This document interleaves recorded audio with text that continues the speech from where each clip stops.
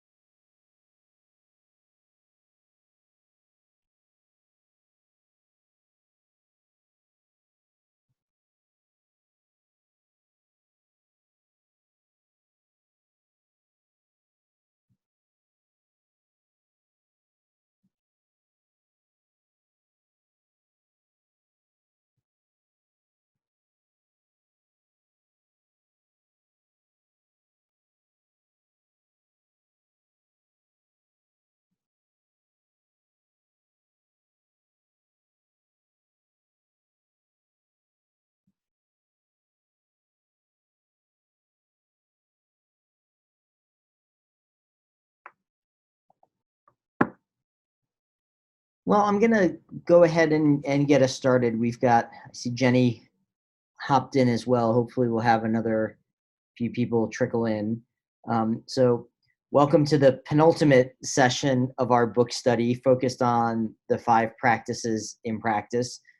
We get to tackle two practices this time in one chapter, and next time we'll actually invert that and tackle the last practice, connecting in and two chapters of the book, chapters 6 and 7, which kind of puts a nice bow on everything. So what I want to do is share some of the thoughts you have about monitoring work that either you were able to do since you last met on Thursday, or monitoring work you've done in the past, um, and really focusing in on thinking about, how do we manage to go from the questions that we hope to ask to move student thinking forward to the questions that we actually ask, and then what effect those questions have on student thinking. Um, we'll take a look a little bit. I've got just a few points I'd like to make that about selecting and sequencing. We'll look at those key questions and the challenges associated with both of those practices together. And as Matt mentioned in the email he sent, we're going to return to those two tasks that have very much anchored our work um, over these sessions, and ask some questions amongst ourselves about selecting and sequencing there. And then I'm going to give you some work to do next time, and realizing that we may not get a chance for people to do a full blown five practice lesson and do some selecting and sequencing. I've given you some alternative things to think about in the book. There are a couple of sets of student work that you can practice in kind of a low stakes way on selecting and sequencing without having to do it with your class. But if you have an opportunity to do it with your class, I would absolutely 100% recommend it. So let me move forward so that I can stop talking and let you all start talking. So if you have monitoring charts that you'd like to share, I would be more than happy to put them up on the screen and share them. Um, if not, let's talk about kind of generally this idea of um, how do you go from the questions that you plan to ask to move kids to both assess kids thinking and move kids thinking forward, and the questions that you actually do ask, and also what questions do you ask sometimes that you may not have planned for. So I'm going to open up the floor for people to share their thoughts, their experiences, their reflections on kind of this set of questions, or anything generally related to monitoring.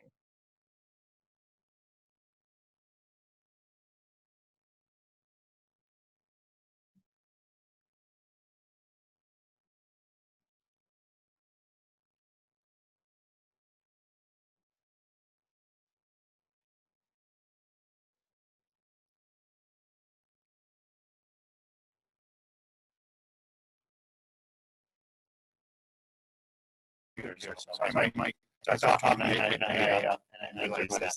But we talked last time, monitoring, it varies the grade level and how we monitor it and what we're looking for and if we have asking you what question you're asking. And what question we're looking for. That's something that we discussed a little bit and how I would do that as far as monitoring at high school level compared to what third grade was. I have seen strategies or patterns that we're looking for. Very as far as we're looking at group works, are we looking at hard work, or are we looking at individual work? Like I said, we had that meeting last week. I was thinking about is I do have what I met works on IGTV where I find out to several other schools. And I'm kind of an idea of, okay, I have monitor around at my class here at my school. But then go and say, outside of that, the other schools I have, how do you monitor them? And I have the same question. And that's one of the things I want to think about. Was that my class, I also have some other schools out there, and want them, but then I can't get them on monitor. And as we were thinking about I don't work in my race with first and start curriculum. But I'm still, I haven't done yet, I'm still trying to assess how I want to monitor.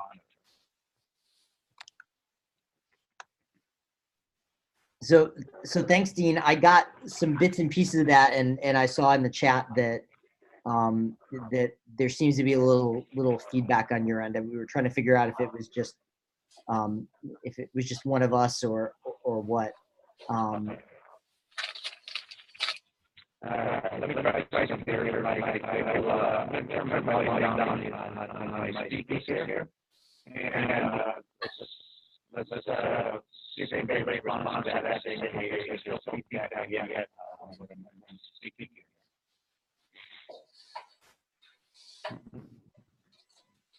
Yeah, still hearing a lot of that kind of funky feedback there. I mean, I'm not sure, Dean. It may be worth logging out, logging back in. Yeah, I'm log off my back in. Okay. Yep. So while Dean's doing that, let me put the 24 tiles task chart on the screen.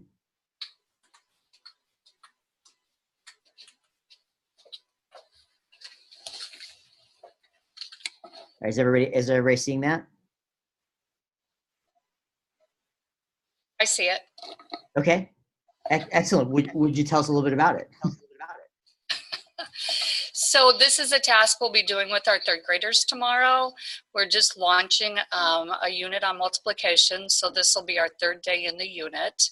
And we want them to be thinking about equal groups. And we've talked about ways to represent equal groups now.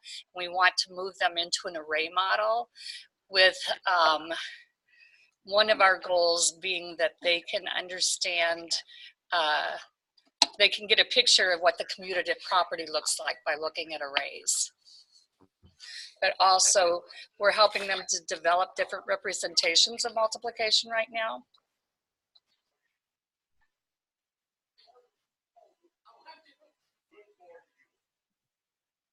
Great. I think that's fabulous, Wendy. So you're really focused on getting them to arrays. Are there a couple of key questions that you're thinking of, either related to some of these strategies or maybe several of these strategies that you're hoping that you're going to get the chance to ask these kids? So under each of the strategies where I show equal groups, and I do have questions. Your tiles represent an array. Why not? What would you have to change to turn your arrangement into an array? So we want, again, we're developing that idea of equal groups. And so if we have kids that have 6 and 6 and 4 and what am I at? And 4 more, then that would not be an array if those are our rows. So Mhm. that's one thing that we want to get at. We want them to look at what they're doing and relate it to addition, because we're developing the idea that multiplication is repeated addition. If all they're doing is representing it as an addition equation, how can we represent that as a multiplication equation? Asking them how addition and multiplication are alike, how are they related? One thing that we notice a lot in 3rd grade is the context part, that students tend to write down their equation in the order the numbers appeared in the number problem, regardless of whether they match the context or not. And so we're looking at whether there's a match between the representation and the equation.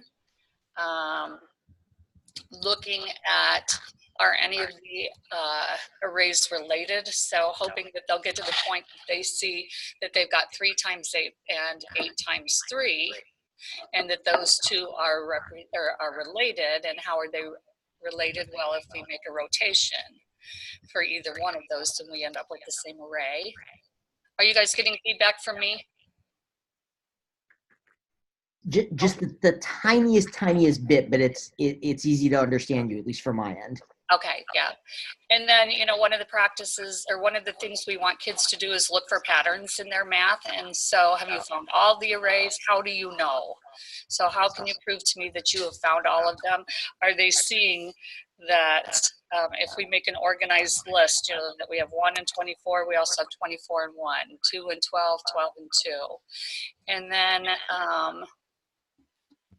looking at, we've had, so there'll be a little pre-teaching, so looking at how they're alike, how these arrays are like the sample that we saw and how they're different, and what would they need to do to make their array look like that. So if they're not really, this is more for the student who's not representing equal groups here. And so going back to that original model, so let's look at that. What did they do here? What do you notice about each row? What do you notice about each column?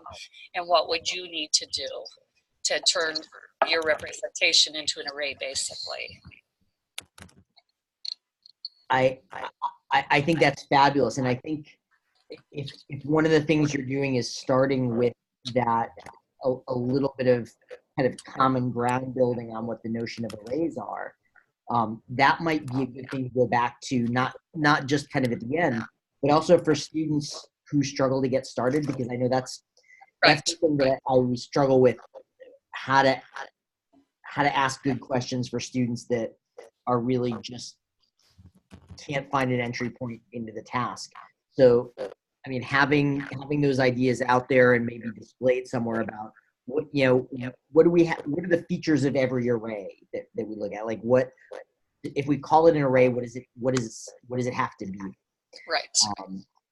That would be a good touch point for your kids who are struggling to get started. And then I think I'd probably bring that back when I would do the selecting and sequencing. Is anytime I'd put a new one up, I would say, all right, let's talk about how this meets our criteria for an array.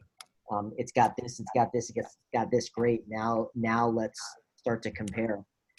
Yeah, I really like that idea, because we're trying to focus on the vocabulary here. And so by constantly bringing forward that word array and what are the characteristics, then we're helping kids develop the concept of rows being vertical and rows being horizontal and columns being vertical. And so, yeah, just always coming back to that vocabulary is a really good idea.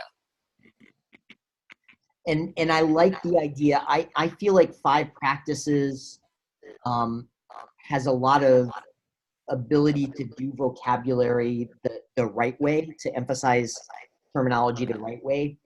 I was guilty of this myself in the classroom, of a lot of times, you know, putting that definition up first, and then that was the first thing I was doing when I was monitoring small groups and working, is going back and really hammering on getting them to use that terminology.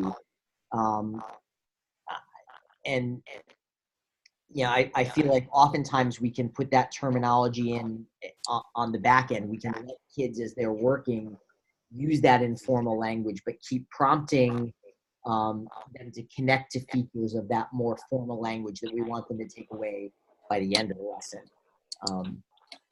So I really like that idea. Dean's got a question he put in the chat, and I'm gonna get to that in a minute. But Wendy, one more thing before we turn to that. Do you have some initial thoughts about how you're going to do selecting and sequencing with this, since that's what we're going to talk about today?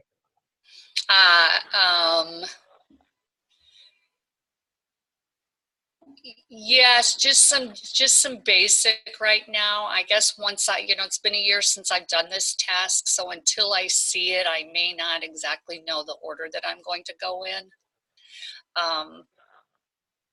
Certainly just the example of an array would be much earlier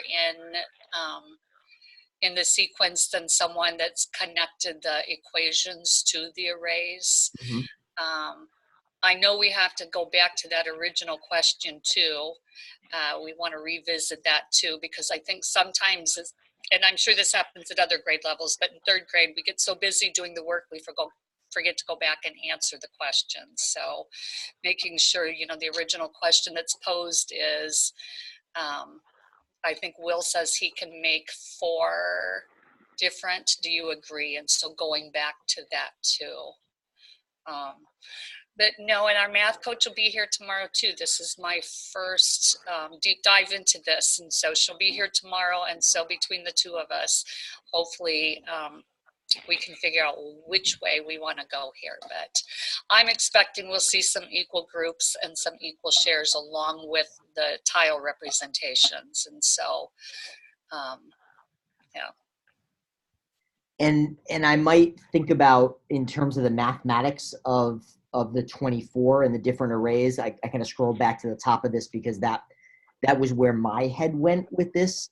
Is I were thinking about selecting and sequencing, in addition to some of these ideas that you really want to bring out, that I think you could bring out with almost any one of those. I'd almost think about starting with almost the middle of that list and building out. Obviously, you're not going to hit every single one of those combinations. Right. But my gut feeling is you're going to get more kids that are going to do 6 and 4 or 4 and 6. And I'm going to guess they're going to build ones that are wider than they are tall, because that's kind of that's like the canonical orientation of a rectangle that we often think of. I think you're likely to see fewer that look like this, that are taller than they are wide. Dean asks what kind of manipulatives you're using. Do they have square color tiles? Awesome. Yeah. And then, going off of what you just said, it's rare that I see a 1 times 24 or 24 times 1. If I see it once. And if I see it twice, it's because somebody else has looked at that work and said, oh, I never thought of that. And so I could do that as well. And so, yes, I agree that our focus, our starting point will probably be right there in 4 groups of 6 and 6 groups of 4. So, yeah, thank you for that. Oh, you're welcome. And that gives me a nice cue to come back to one of the challenges we'll talk about with selecting and sequencing. So if we get to that and I don't mention the array problem again, make sure I do. So Dean, you're talking about teaching via ITV, and I'm not sure exactly what that is. Is that like a one-to-one sort of thing? That is where I have my team like we're doing right now. Where we're Skyping in, and I have some classes and other school districts that are using my classroom. And so I'm teaching over that over a camera and CTV. So kind of like what we're doing here. The echo's a little bit better. It's still not super great, but I think I got more of that than last time. So the practice of monitoring, I almost like the idea of it being kind of a mini interview.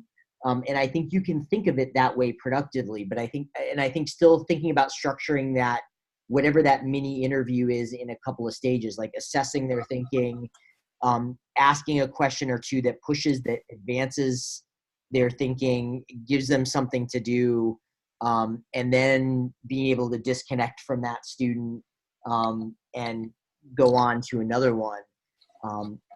I think that's helpful. Sometimes also I've been gotcha over the internet, and sometimes also when I've had that sort of interaction where kids aren't physically in the same place, I'll see if I can point them sometimes to one another. If there's a structural reason that I can't get them in small groups and talking, I still want them discussing the math in some way with somebody else that's not me. So sometimes when I've done kind of like online problem solving classes, I'll say, here's an advancing question. Here's something I want you to think about. And I'd like you to, if you can do it synchronously consulting with someone else, or even if you say, type in the chat to Jenny, your response to this question, because I think she's thinking about things in a similar way that you are. So it's a little tougher that way, but I would love to hear, as you continue to go through this, if you find some creative solutions for that, because I think there are some, but yeah, when we're doing it asynchronously, when we're required to do one-to-one, even if kids are all in the same room, sometimes it's really hard to move them back and forth between those modes of engaging with their device and engaging with other people, either outside of the device or through the device. But I'm going to guess this is something that we're going to get better at, because the devices aren't going away, and there are some really nice affordances to having people connected in this way. So yeah, we'll continue to think about that. It's funny. I actually have a meeting tomorrow morning with a group that's trying to think about some digital tools for Phi practices, both for monitoring and online. So we'll see what comes of that. Stay tuned for that. I'm going to jump back to our slides here as soon as I find my buttons. Here we go. So thank you, Dean and Wendy, for sharing some of your thoughts on monitoring. And Jenny and Lynn and Lori, I definitely want to hear from you at some point as we go through today, particularly related to selecting and sequencing, because I know this is something that all three of you have thought about in various contexts. So I'm not putting you on the spot immediately, but I'm giving you some warning that it's coming. So let's unpack a little bit about what we mean by selecting and sequencing and how it's talked about in terms of the 5 practices. So selecting, and Wendy set us up really nicely with her monitoring chart. Thank you for sharing that. You're welcome. Determining what are the strategies that are going to be the focus of the discussion, and what you see between those two M dashes in that first bullet is super important. Not just what the strategies are, but what's the mathematics that's going to come out of the discussion of those strategies. The goals Wendy had up top related to the array were really helpful, because I could imagine, even though elementary is not my wheelhouse, I could imagine taking that monitoring sheet, going into that class, and having those goals would help me think about what are the ideas that I want to draw out. And which of the solutions that come up might I want to be intentional about selecting, and which ones might be great solutions but not worth talking about in a whole class discussion. And as painful as that can be at times, that's totally okay to do. It's helpful to do. Otherwise, that storyline, the mathematics, really doesn't come through. Along with that, we want to think about choosing students to present because of the math that's going to be available in their responses, and making sure that over time we position our students and give them the opportunities to be seen as authors of mathematical ideas. And sometimes those two come really nicely together. Sometimes you can elevate someone who you want to really position in a particular way in your class because the mathematics that they've already done is exactly what you were going for. Sometimes those work in tension with one another. That there are kids whose voices you want to elevate, and it's less certain that they're going to help you achieve the math goals you want to achieve. So I think this is something, and I try to look at it as an opportunity during monitoring, if I'm continually tracking who those kids are that have gotten positioned as mathematical knowers and doers and some kids who have not had that opportunity, there are things I can do during monitoring to push and nudge and encourage those ideas to come out of those students, or to pair them strategically with people who can support them so that we can then elevate them over time. I'm reading through what Dean just put in the chat there. So sometimes during the transition to sequencing, Dean says, pre-assume the idea that the comments that he expects, but found you always need to be ready to change your direction based on what you see in the monitoring. And that's absolutely true. It also goes with the idea, we actually had this happen when we taped one of the videos for the high school book that's coming out, that we had one of our teachers selected a student and he thought they were going to talk about one particular strategy, and the kid goes up there and talks about a different strategy that was also on their paper. So we never know what's going to actually come out of kids' mouths, no matter how much we try to get that locked in sometimes during monitoring. So it's always good to not just sit back during that selecting, sequencing, and the presentation of those ideas, but always thinking about how we want to guide and nudge that storyline forward. We partner sequencing with this because it's hard to think about selecting without sequencing. It's hard to think about sequencing without selecting. So sequencing really is about putting those ideas in a purposeful order that makes the math accessible for all students and builds that storyline. So when Wendy was sharing the 24 task, and I noted, hey, I'm going to guess that most students are going to do something that out of the gate that looks like 6x4. And Wendy mentioned she often doesn't see the 1x12, probably even less so the 12x1. That has to do with making the math accessible. So if I were to start with that 12x1, there are some kids who that's going to look completely foreign to what they did, and it may be challenging for them to keep up, or they may tune out, or I might not have the opportunity to bring kids along in the way that I'm thinking about doing. And this pertains to when we think about using incorrect responses, which is perfectly fine to do. The chapters all talk a little bit about that, and we try to be really thoughtful about how we did that. And when we use those, it's really about access. It's about making the math ideas accessible. I'm not going to use a wrong solution just because it's a wrong solution and it's not going to teach us anything, but I'm going to use it because it's going to draw this interesting contrast that helps me build the mathematics in a particular way. We'll talk about that a little bit more next week when we talk about connecting as well. So starting with things that are accessible and building those up through a storyline is really critically important. So I want to dive into those key ideas related to selecting and sequencing, those key questions that we need to think about. So you see these up on the screen. This is actually one place where the elementary book and the high school book have a slightly different set of ideas than the middle school book, just because of the order they were written in.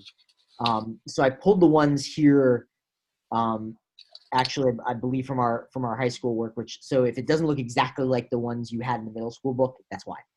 But really these key ideas related to student work focus on what's the student work you want to highlight, how do you want to purposefully select those individual presenters, and then how are you going to establish a storyline. So like if I look at these two key questions related to identifying student work to highlight, this speaks to me to some of the things that Dean was talking about, right? What challenges did kids face as they were solving the task? Were there any common challenges? Some of this you're going to anticipate in advance, but some of it's really going to depend on what they do and what we do with monitoring. There may be a common challenge that you expect that nobody does in that particular year. There may be something you didn't expect that they did do. So having these ideas in advance, to me, makes it easier to adjust on the fly. If I know I want to kind of go from A to B to C to D in the mathematics, and then there's something that emerges between A and B that I didn't expect, or B doesn't turn up at all, and I have to think about how to deal with that. then at least I've got this framework that I'm adapting rather than working from scratch or doing the horrible thing that I used to do all the time. And I'm sure you all have done at one point in time or another, just throw it open and say, all right, so who wants to share their idea? And then you always come up with the kid who's got the bizarre off the wall idea, who puts their hand in the air and you pick them, and then everybody, including me, is lost. So having that framework going in is particularly helpful. I also wanted to highlight this idea of promoting equitable access and thinking about who we're calling on. There are some great tools we have nowadays. Like, I used to do this either by memory or by paper and pencil, and it was not that great. Like, oftentimes I'd have somebody else come into my classroom and they'd notice some pattern in how I was calling on kids and who I was picking and who I wasn't picking that was completely invisible to me. So I'd encourage you to think a lot about this. How can we tweak some of our record keeping? How can we make a note of who we're elevating in our classroom? What voices are less visible? And if you've got the opportunity, bring someone in to help watch that and keep track of that. They're going to see things that you don't see. Or roll a little bit of video in your class and go back and review it just for yourself afterwards. The beauty of having these nice large capacity video cameras that walk around in our pockets is that we can do that. And generally, if you're just using it for your own purposes, there's not much you need to worry about with respect to permissions. But just being able to look back and say, all right, what did I notice? I'm just going to review 10 minutes of that whole class discussion. Who had the ability to speak and who didn't. We have a teacher we work with in one of our projects in Milwaukee who reminded me of this story actually last week, that she took some video when early on in our project and went back and looked at it again and said, oh my goodness, there was this kid that offered an idea that was right on the money 4 different times, and I completely ignored them all 4 times, like I didn't even hear it. And she knows that in the moment. She's a fabulous teacher, but it's noticing those patterns, is giving yourself the opportunity to go back into them, that helps us promote that equitable access. So we're going to come back to the state fair task that we've looked at a couple of times. The graph here is really a critical piece. I'll remind you that you've got this notion that if you purchase 1 ticket, it's $8.50, and then 8 tickets is $12, and 10 tickets is $13. The whole conceit of it mathematically is that the tickets are 50 cents each, and kind of there's an admission fee of $8. And then that first question really asks you about buying 4 ride tickets, and then as you go, really asks you to start to think about generalizing. So here's what I want us to think about selecting. If I can keep on the right slide here. I've got some goals that the teacher articulated up there. So these goals really focus on seeing the rate of change as the ratio change of the y variable to the x variable, kind of how it's going up by 50 cents each time. The notion that functions don't start at 0. So kids often, I've seen them take that graph that was on the previous slide and just zip a line right down to 0, 0 because they think that's what's supposed to happen. That becomes a really problematic way to interpret it. And that the y-intercept that we have here, which in this case it was 8, can be understood as that initial value of a linear function. So I want you to take a minute to think about this. We're not going to give you actual solutions to select, but I want to just throw out some ideas. If you have these goals in mind, what are some ideas that you'd want to see in every solution that you shared? And what are some differences in solutions? And that can be in representation. It can be how kids might talk about it that you might be looking for to meet your goals.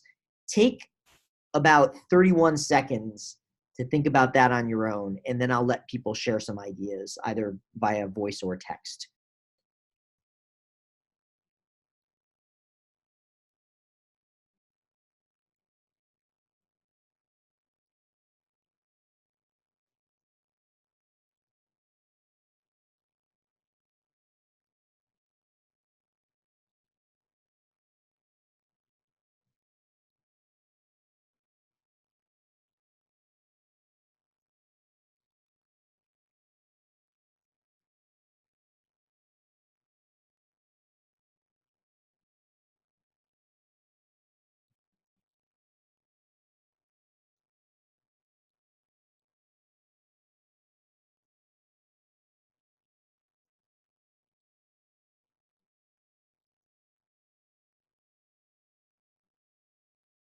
So let me open it up.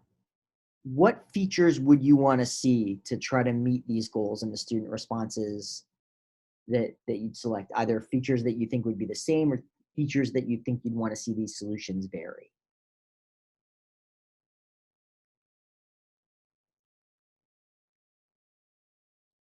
I love Dean's comment here that sequencing has to be driven by what is the sequence of work, what story does it tell of the goal that we're trying to meet.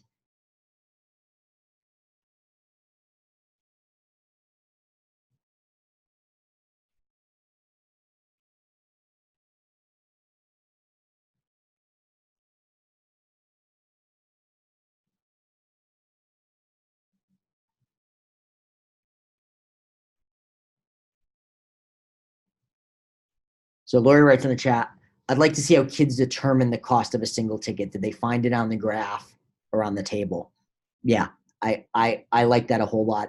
Or in an equation. And I think the end of goal one talks about the equation. Like I would want that somewhere as my punchline at the end of that whole class discussion.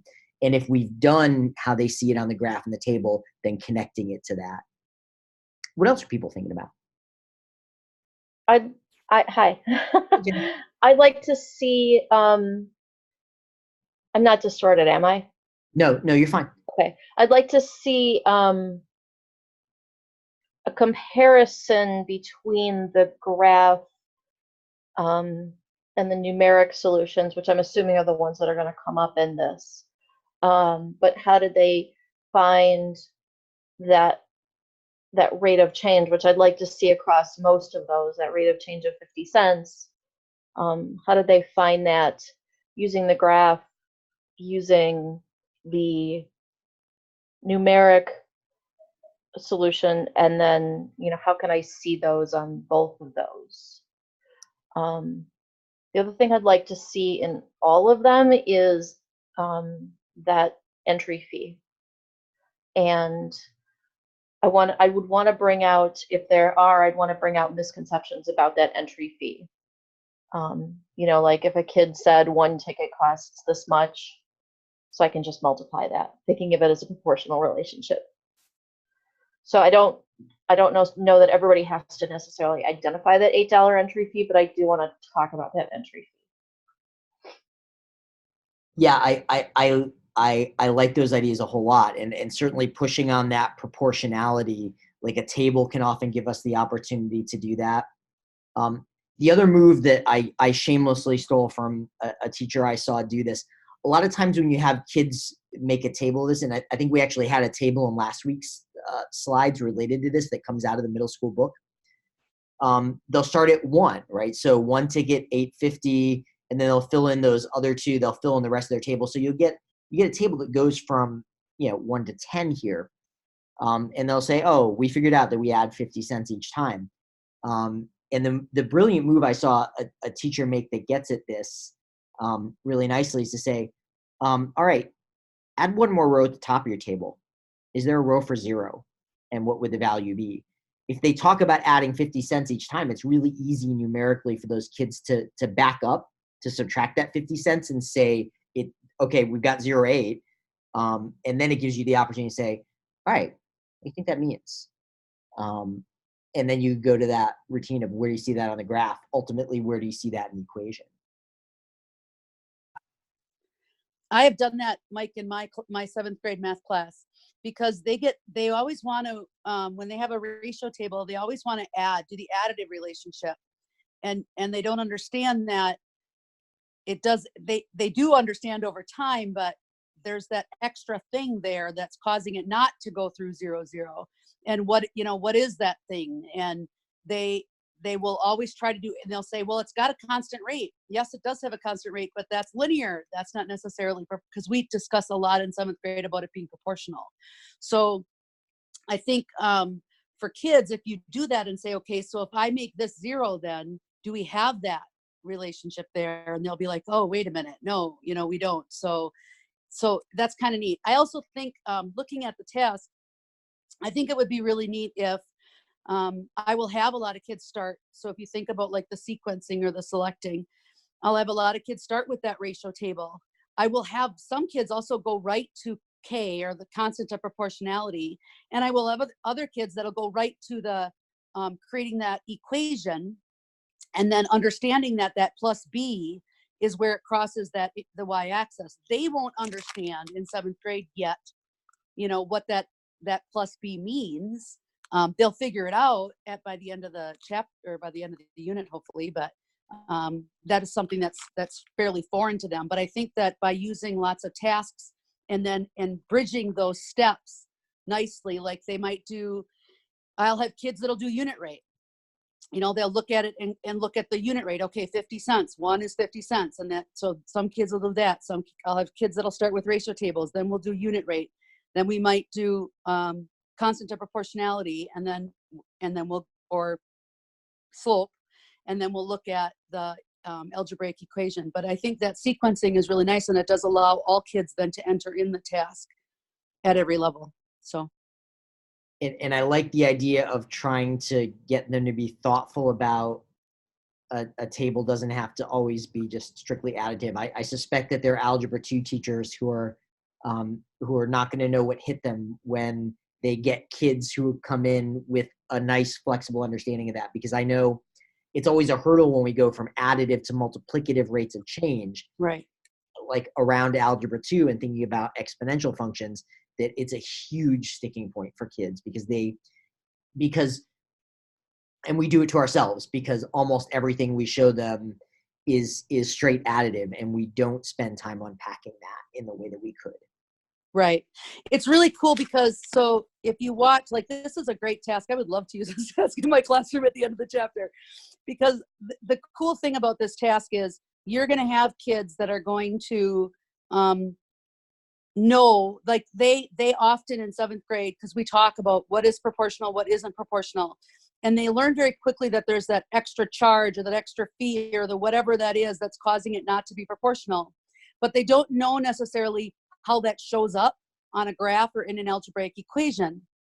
And they figure out through doing different tasks like this that, oh, that's where that $8 entry fee, that shows up where it crosses the y-axis. And they start to realize those things. And I think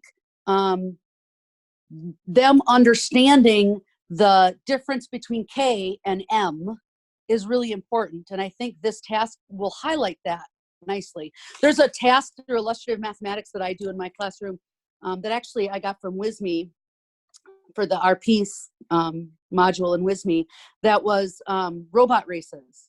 And that's a lot of times that's where we talk about, okay, what would happen if this robot started and then, got a head start or something like that. And then I try to get them to understand that B, but this would be really nice to do after that so they can actually see that and see that connection. So I don't know. Yeah, I remember that task.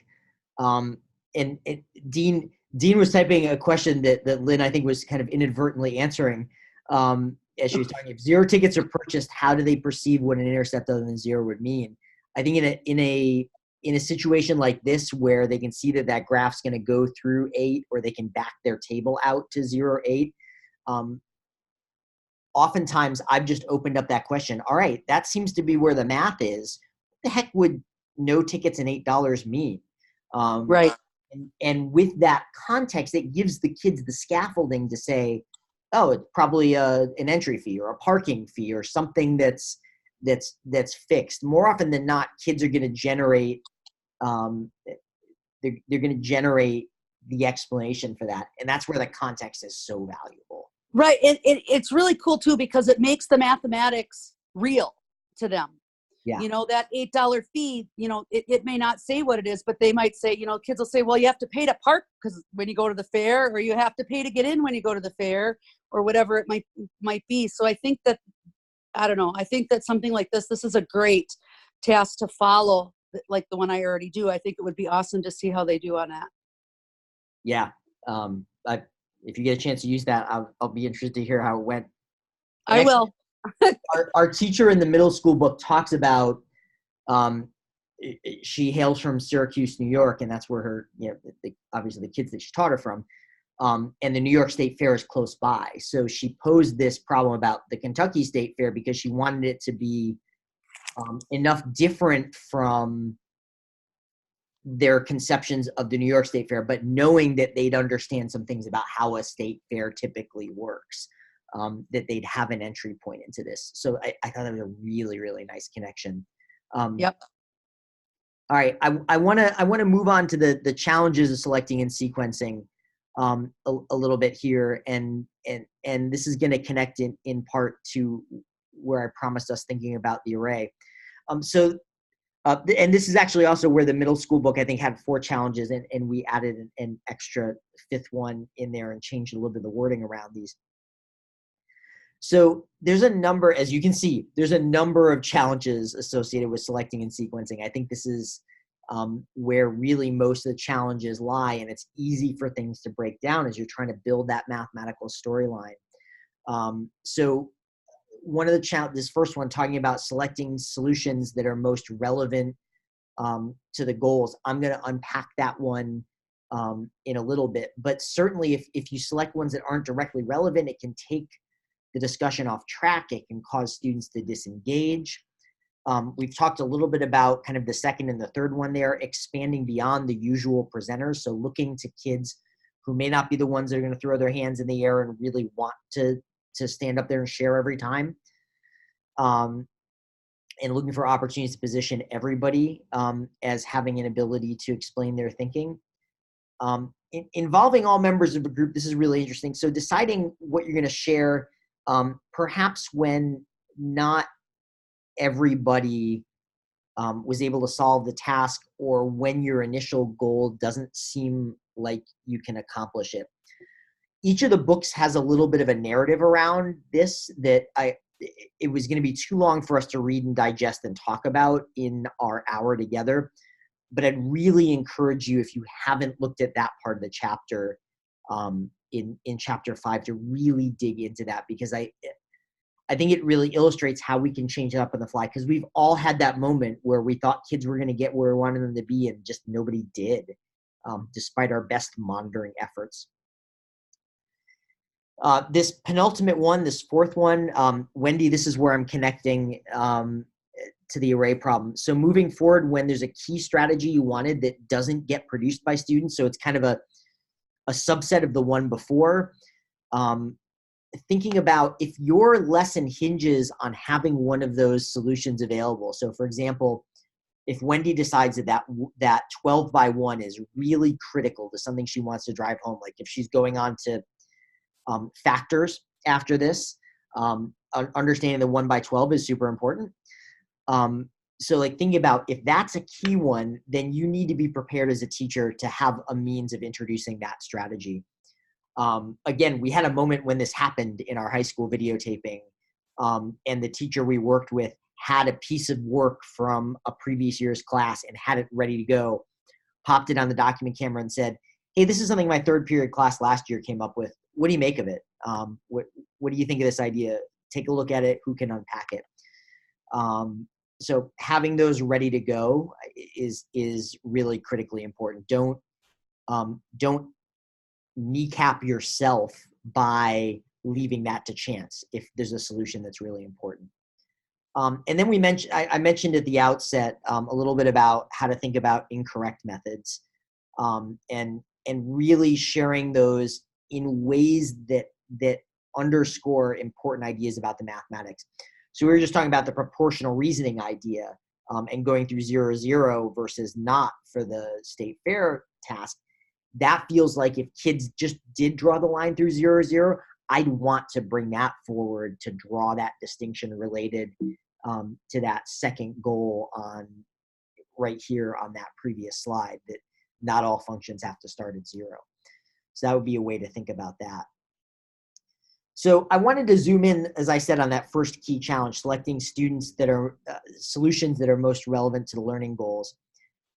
We're always going to need to select a limited number of solutions, and this is painful to do. We want all our kids to share. You're going to get sometimes pushback from the kids on this, although some of them are probably quietly sitting there saying, "Phew, I'm glad I didn't get chosen today." Little do they know we're keeping track, and we're going to come back to them on Thursday. But sharing the solutions that either aren't directly relevant, or I'll add are duplicative. We do this a lot. I used to do this a lot in middle school and high school. We'd share, and kids would get up there and they'd know, because the first thing that would come out of their mouth was, well, this is kind of what that last group did. And as soon as a kid says that, like, everybody in the room's tuning out. Except for me, and my blood pressure goes through the roof. I'm like, okay, how do I get everybody back? So thinking about how to select those thoughtfully in ways that relate to the goals. So I'm now going to come back to that buying t-shirts task. So this is the one where you've got these two t-shirt companies. One is $15 a shirt. So there's, connect to that proportionality. There's your function that goes through 0, 0, your y equals 15x. And this other situation where there's a $50 setup fee, and then it's a one-time charge, and then it's $10 per shirt. And the question just asks, when should you use each one? It's nice because there's no definitive answer to that question. Frustrating to kids, but nice for us.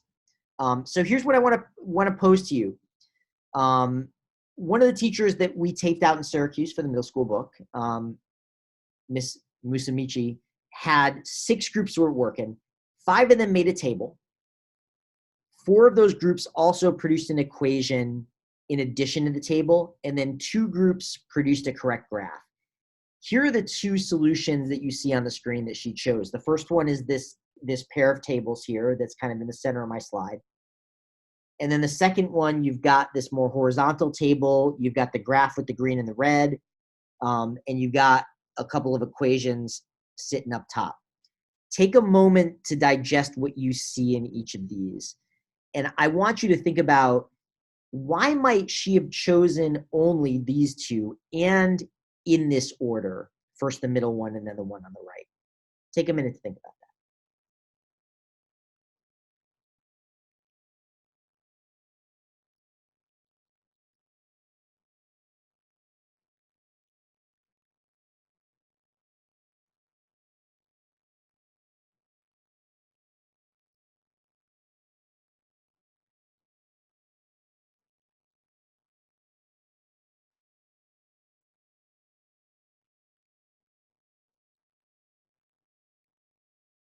I love that Lynn does this task already in her class, so maybe she can give some insights into why you choose these 2. But what do people? Let me open the floor. What do people think? You can type in the chat. You can. So Dean's got an idea here already. Making a connection between how the 2 graphs may look different but have the same information. Yeah, that's the 2 tables are different but have the same information. Yeah, because you got the one table that's got on the right, that's kind of a combination of the 2 that are in the middle. And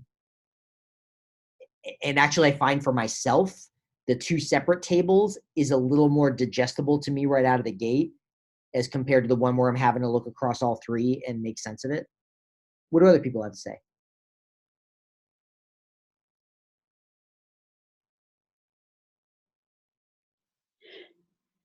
The table does a nice job of showing where the graph, the 2 lines meet on the graph, so they can see that. With the graph being small, sometimes it's really hard for them to understand that. So they connect well with each other. Can you see what I'm doing there? You see the red arrow that I put on the screen? Mm-hmm. Okay. Yeah, Lynn, I fully agree with that. I think over here on the table on the right, it's harder to see that 150. The group on the left actually has, like, they busted that out on the left side. They even circled it in that yellow. And that, to me, relates directly to where this intersection point is. Yep. On the graph.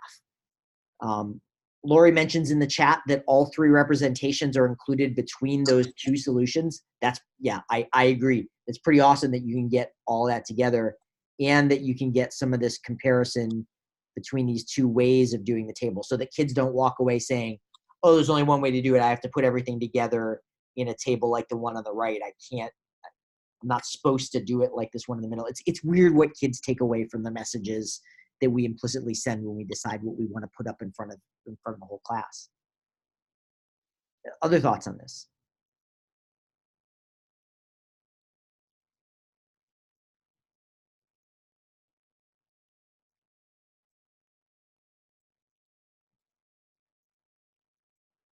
I think you've got both of these equations up here too. And it's not, this is always one of the things that's challenging about student work is it's when we share it, and even if we do a really good job of monitoring, it's not always clear what was generated in what order.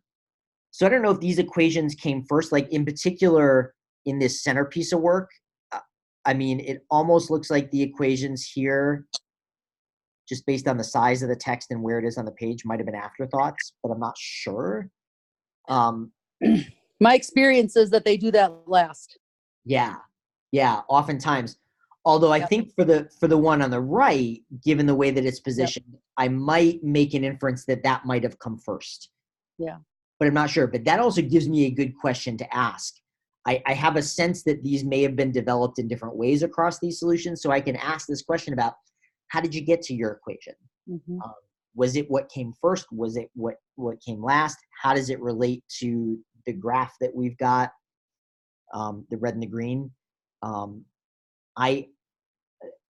one of my great regrets as a former middle school teacher is that I did not give kids more colors to work with, because I love the fact that there's so much color on these pieces of work because of what this teacher made available to kids, colored pencils and highlighters and things like that. That now it makes this discussion a whole lot easier because I can refer to colors of things. Kids can highlight, they can bring stuff out.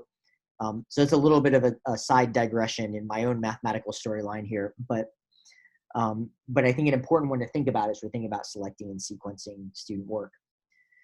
So you can see this, there are some elements here that even just with selecting two pieces of work and sequencing them strategically, there's a lot of opportunities for discussion here that makes sense.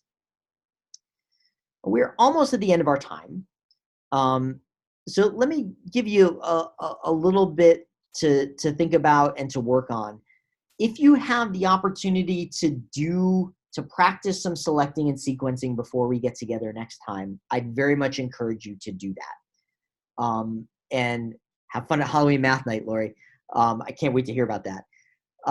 So if you can teach a high cognitive demand task using a monitoring chart, like Wendy's all set up to do this, so I can't wait to hear how it goes, Wendy. Tell us a little bit about how you're selecting and sequencing, what went well, what you didn't expect.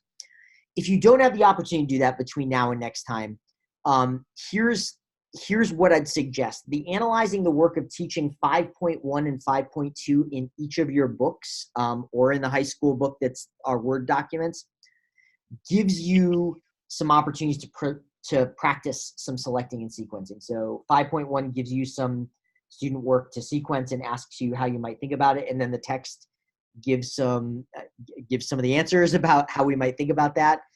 And then 5.2 talks about the sequencing in the same sort of way. So if you can't do this live, practice some of it with the book, and I'll be interested to hear what your thinking was about that next time.